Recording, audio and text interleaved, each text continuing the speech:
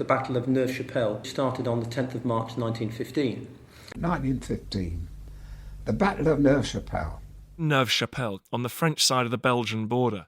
One bit of rising ground in what is otherwise complete flat bog. It started on the 10th of March 1915 at dawn. It was a lovely morning. 8 o'clock, a large gun boomed back behind the lines, and within seconds, hell was let loose.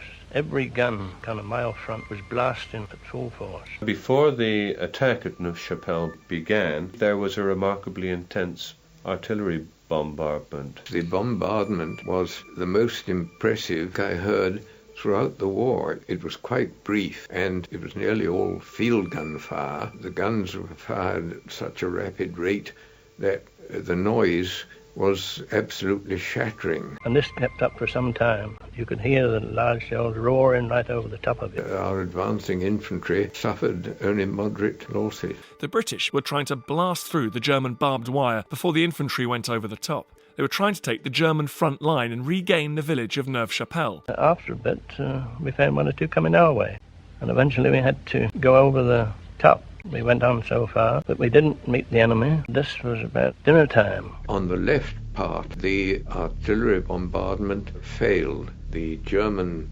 trenches were not damaged, and the left battalion was decimated. There was confusion on the ground.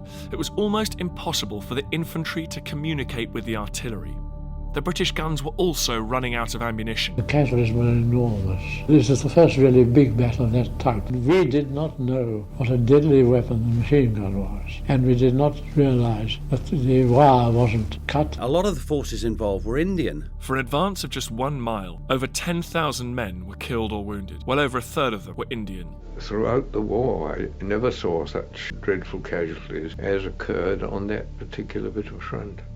Surprised by the power of the artillery bombardment on the first day of the battle, the Germans improved their defences, adding new lines of trenches. The heavy expenditure of ammunition by the British on the first day used up almost a third of the field gun ammunition stocks of the First Army. And then the wounded were being carried out to the first field dressing station. Well, I was with the walking wounded and stopped to rest what I thought appeared to be a railway sleeper. It turned out to be piles of bodies. And I can remember going up to the line after the Battle of Neuve Chapelle was over, and all I could hear was the screams of wounded men out in no man's land. The Battle of Neuve Chapelle was the first battle in which the Indian Corps was engaged as a complete body. They were able to take around 200 prisoners and then captured 5 machine guns. The British Army didn't have the numbers it needed, and the Indians, of course, had gone in as being a ready-made, ready-to-fight force. The Indian Army fought in almost every campaign in the First World War. The Indian Corps was trained for the particular demands of India. What we had in the autumn of 1914 was the start of horrific industrial trench warfare. The Indian Corps was going into warfare to which they were not experienced, and they did it with exemplary courage and valour. It has attracted the battle honour of Neuve Chapelle.